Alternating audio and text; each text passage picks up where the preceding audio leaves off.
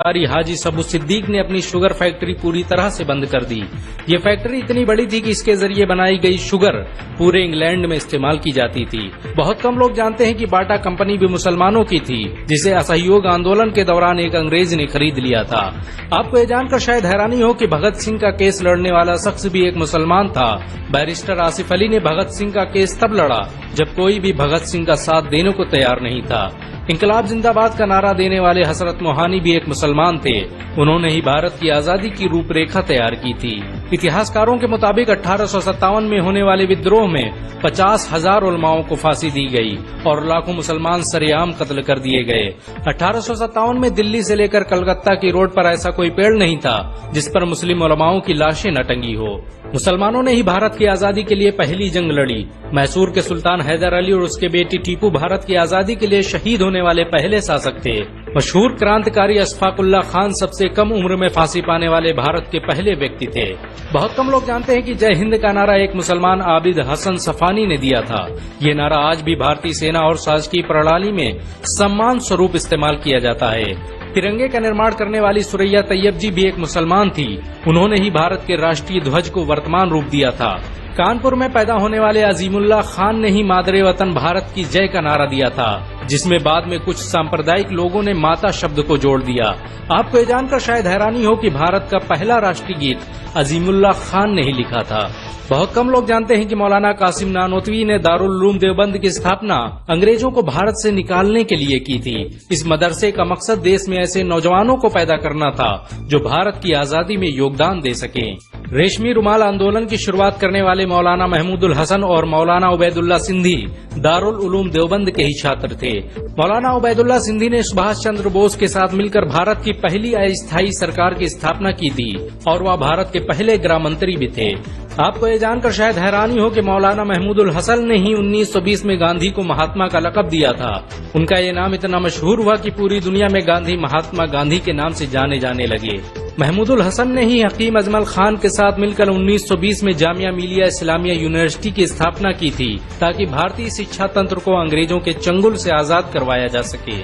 आपको ये जानकर शायद हैरानी हो कि काला पानी जैसी दर्दनाक सजाओं को पाने वाले 90% से अधिक लोग मुसलमान थे। अंडमान निकोबार में आज भी सबसे ज्यादा कब्रें मुसलमानों की हैं। मुसलमानों के अलावा दूसरे लोगों ने काला पानी से बचने के लिए न सिर्फ माफीनामे लिखे बल्कि अंग्रेजों की मुखबिरी भी की। मुसलमानों ने ही अंग्रेजों के खिलाफ सबसे पहले हथियार उठाए। 1772 में शाह अब्दुल अजीज ने अंग्रेजों के खिलाफ फतवा देते हुए ऐलान किया कि अंग्रेजों की गुलामी हराम है और हर मुसलमान पर फर्ज है कि वो अपने मुल्क और देश की आजादी के लिए खुद को कुर्बान कर दे। 1857 में होने वाले विद्रोह की प्लानिंग एक मुसलमान मौलवी अहमदुल्ला शाह ने की थी। वो भारत के अकेले इंसान थे जिन पर अंग्रेजों ने 50,000 रुपए का इनाम रखा था। यह रकम इतनी बड़ी थी कि राजा जगन्नाथ ने पैसों की लालच में आकर अहमदुल्ला शाह की मुखबरी कर दी और अंग्रेजों ने उन्हें शहीद कर दिया। बहुत कम लोग जानते हैं कि 1857 में शहीद होने वाले 90% लोग मुसलमान थे। जालियांवाला बाग में जनरल डायर की गोलियों का निशाना बनने वाले अधिकतर लोग भी मुसलमान थे। भारत की आजादी का नेतृत्व करने वाले संगठन इंडियन नेशनल कांग्रेस के 9 से अधिक प्रेसिडेंट मुसलमान रहे। गांधी जी ने अफ्रीका में जहां वकालत की पढ़ाई की, वो कॉलेज भी एक भारतीय मुसलमान का था और वह जब भारत में आए तो उन्होंने आजादी के लिए अली ब्रदर्स के साथ काम करना शुरू किया, जो कि मुसलमान थे। बहुत कम लोग जानते हैं कि 1921 में केरल के मुसलमानों द्वारा अंग्रेजों के खिलाफ लड़ी गई जंग में 3000 से अधिक मुसलमान शहीद हुए थे और 50,000 मुसलमानों के जेल में कैद कर दिया गया था। ये आंदोलन मोपला मुस्लिम आंदोलन के नाम से जाना जाता है। 1942 में शुरू हुए भारत छोड़ो आंदोलन की रूपरेखा मौलाना अबुल कलाम आजाद ने तैयार की थी। संविधान निर्माता डॉक्टर भीमराव अम्बेडकर को पहचान दिलाने में मुसलमानों का बड़ा योगदान रहा है। 1946 में जब भीमराव अम्बेडकर दलित होने की वजह से इलेक्शन हार गए तो बंगाल मुस्लिम लीग ने उन्हें मुस्लिम इलाके से इलेक्शन लड़ने की दावत दी। इस तरह भीमराव अम्बेडकर संविधान सभा का हिस्सा बन सके। अगर मुसलमान भीमराव अम्बेडकर को इलेक्शन न जिताते तो उन्हें कभी भारत के संविधान को लिखने का मौका न मिलता। भारत की आजादी के लिए सबसे ज्यादा लेख, शायरी, गीत और किताबें मुसलमानों ने ही लिखी। अल्लामा इकबाल के जरिए लिखा गया सारे जहां से अच्छा आज पूरे भारत में गाया जाता है। आपको ये जानकर शायद हैरानी होगी कि देश के लिए शहीद होने वाला पहला पत्रकार मौलाना मीर बाकर एक मुसलमान था।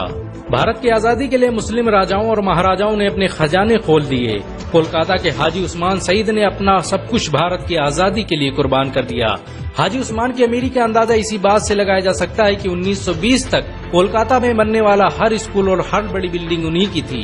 कोलकाता के पहले सुपर स्टोर कैश बाजार की बुनियाद हाजी सईद ने ही रखी थी, लेकिन बाद में उन्होंने अपनी सारी दौलत देश को दान कर दी और खुद एक किराए के घर में रहने लगे। अमीर हमजा और अब्दुल हबीब यूसुफ मरफानी जैसे मुसलमानों ने अपनी अरबों रुपये की संपत्ति देश की आजादी के लिए कुर्बान कर दी। सुभाष चंद्र बोस द्वारा अफगानिस्तान में स्थापित की गई सरकार में 9 में से 5 मंत्री मुसलमान थे। भारत की आजादी के लिए देश भर में मौजूद मस्जिदों को किलों की तरह इस्तेमाल किया गया। इन मस्जिदों में सुबह शाम हर वक्त भारत की आजादी के लिए ऐलान हुआ करते थे। आजादी के वक्त कोई मस्जिद ऐसी नहीं थी जिसकी दीवारों पर मुसलमानों का खून न लगा हो। इन सब के अलावा ऐसे करोड़ों मुसलमान हैं जिन्होंने भारत की आजादी और उसकी अस्मिता के लिए अपना सब कुछ कुर्बान कर दिया। सच तो ये है कि भारत की आजादी मुसलमानों के बगैर मुमकिन न थी। भारत आज भी आजादी के लिए मुसलमानों